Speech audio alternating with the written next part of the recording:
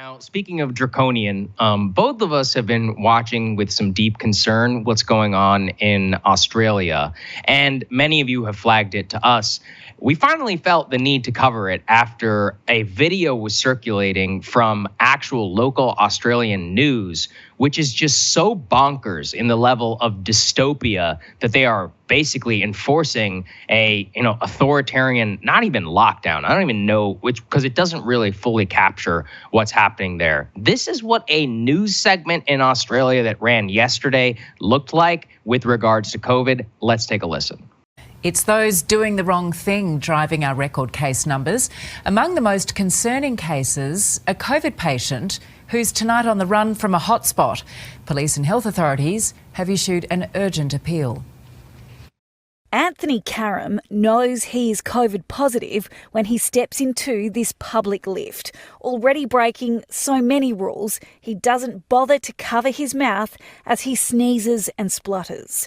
The 27-year-old is still infectious but has gone missing from his Wentworth Point apartment.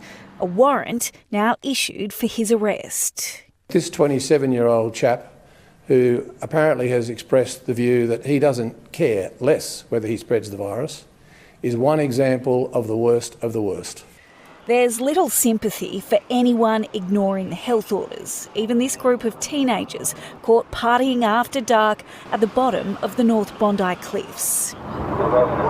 Herded to higher ground by Polaire's spotlight and speaker, the 8 boys were placed in handcuffs and left to explain a $1,000 fine to mum. 681 penalty infringement notices issued in the last 24 hours. More than 400 of those notices were again for people being outside of their home without a reasonable excuse. Look, Anthony Karam, screw you. You shouldn't be doing that. I've got COVID. I'm locked in my house, but I don't think he should be. Feel like it was his name blasted by the health minister of the entire country, and then locking up a bunch of teenagers for getting drunk outside on the beach. There's no words really to describe what the hell is going on right there. Complete authoritarianism. I think those are the words to describe what's going on there. It's insane. And just to give people context too, of the level of outbreak that they're facing in Australia. So in the US so far, we've had 37.5 million cases and about 628,000 deaths. In Australia, they've had under 1,000 deaths for all of coronavirus. Okay. 44,000 cases total. In nearby New Zealand, they had 1 case and they shut down the entire country, locked down the entire country for 1 case. So we were just talking about, getting the balance right between freedom and these sort of civil liberties versus our responsibilities to each other. Australia is definitely not getting that balance right. This is completely insane. These draconian measures, putting people on blast on the local news and public officials putting them on blast, levying these multi-$1,000 fines for daring to step out of your apartment. This is complete insanity. Yeah, it really is. And, I've seen so many clips of health ministers and more saying, like, don't talk to your neighbor whenever you're outside. I mean, don't engage in any basic civil conduct. And I think what the really terrifying part is, I don't sense all that much of a major backlash against this.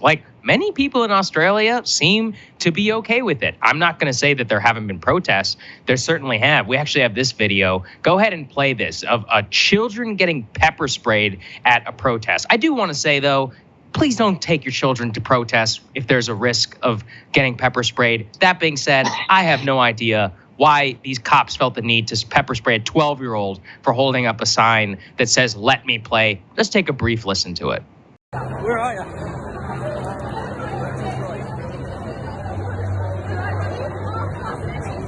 White eyes. You got anything to white? Do you mind if I film this? Yeah. Don't touch your eyes. You're gonna be alright, buddy.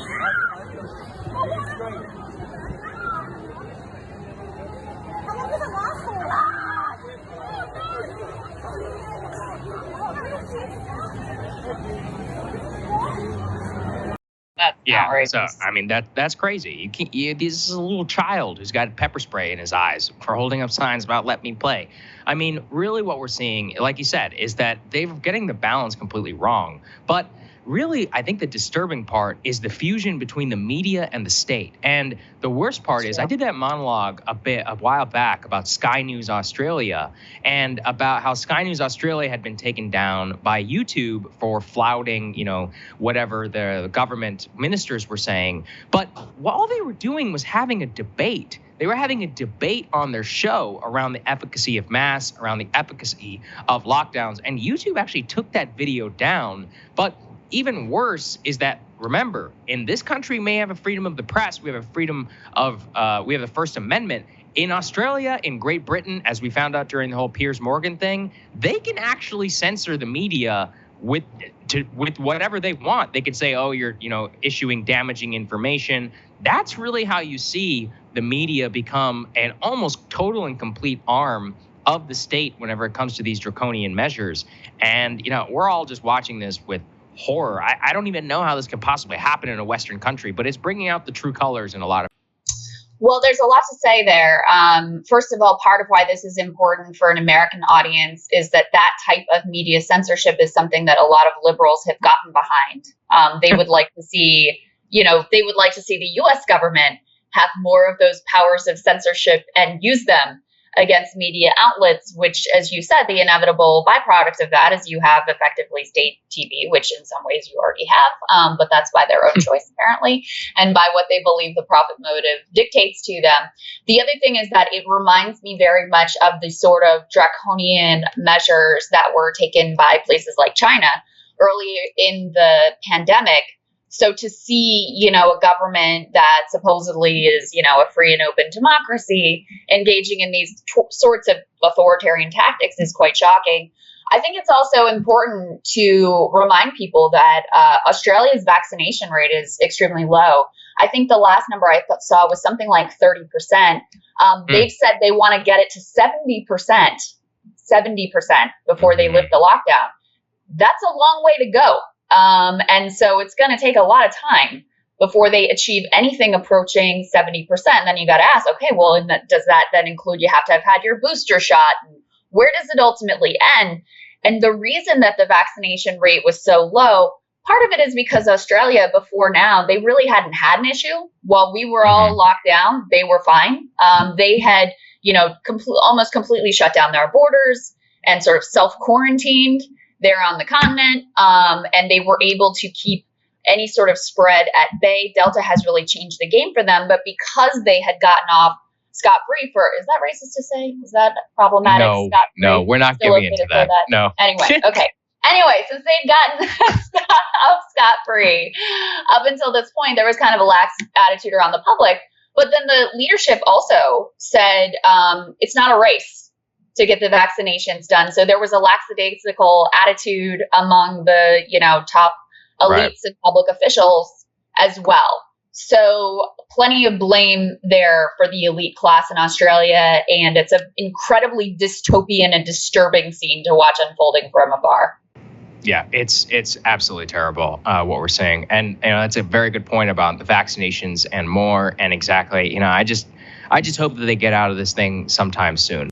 Hey guys, thanks so much for watching. That's right. Just as a reminder, you can become a premium subscriber today. Watch the full show completely uncut, our reactions to each other's monologues. You get to listen to it. You get to ask us questions, all that good stuff. Link is right there in the description or at breakingpoints.com. Best of all, great way to say screw you to the mainstream media.